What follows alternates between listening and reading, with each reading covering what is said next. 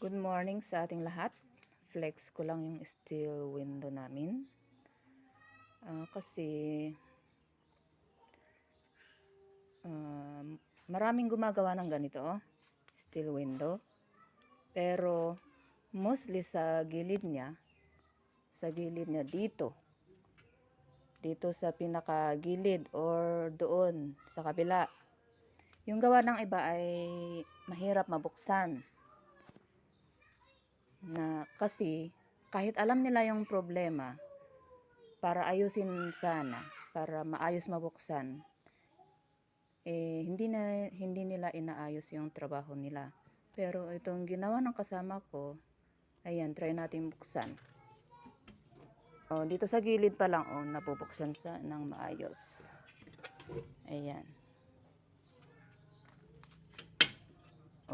Kita nyo, di ba? Doon na sa gilid. Nabubuksan siya ng maayos. May mga bahay kasi na nagpagawa ng steel window, tapos ang problema, doon sa gilid, mahirap daw mabuksan. So, yun lang.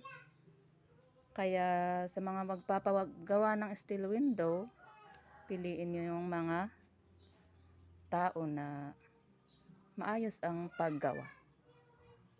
Yun lang. Bye-bye.